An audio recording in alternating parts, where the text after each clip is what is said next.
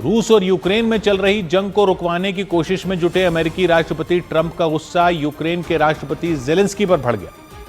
उन्होंने दावा किया युद्ध खत्म कराने के लिए अमेरिका ने जो प्रस्ताव रखा था उसे जेलेंस्की ने ठीक से पढ़ा तक नहीं, और इसीलिए ट्रंप जेलेंस्की पर नाराज हो गए। अमेरिका ने रूस और यूक्रेन के सामने 28 पॉइंट वाला एक शांति प्रस्ताव रखा था, लेकिन ट्रंप का दावा है कि जेलेंस्की ने उस पर बिल्कुल भी ध्यान नहीं दिया। I have to say that I'm a little bit disappointed that President Zelensky hasn't yet read the proposal.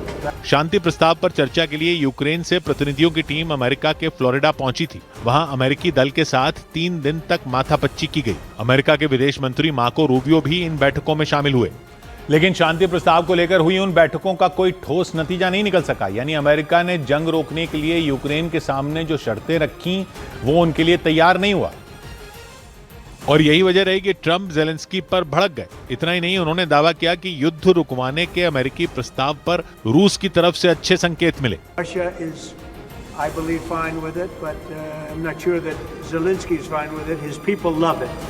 मतलब ट्रंप ने इशारों में जेलेंस्की को ही शांति की राह का रोड़ा बता दिया। अमेरिका ने जो शांति प्रस्ताव रखा था उसे लेकर रूस से भी बातचीत हो चुकी थी, और इस पर शुरुआती चर्चा के लिए कुछ दिन पहले अमेरिकी राजदूत स्टीव विटकॉफ मॉस्को पहुंचे थे। लेकिन इस बातचीत के बाद भी रूस ने खुलकर अमेरिका के शांति प्रस्ताव पर हामी नहीं भरी।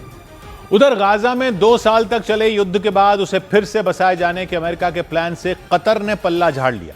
हालांकि उसने साफ किया कि वो गाजा में रह रहे फिलिस्तीनियों को फंड देना जारी रखेगा, लेकिन इजराइल के हमलों में गाजा के जो इलाके शमशान में बदल गए उन्हें फिर से बसाने में मदद नहीं करेगा। यानी कतर ने गाजा को लेकर अमेरिकी राष्ट्रपति ट्रंप की योजना को झटका दे दिया। हमास और इजराइल में 2 साल तक चली भीषण लड़ाई के बाद 10 अक्टूबर को गाजा में सीज फायर समझौता लागू हुआ था।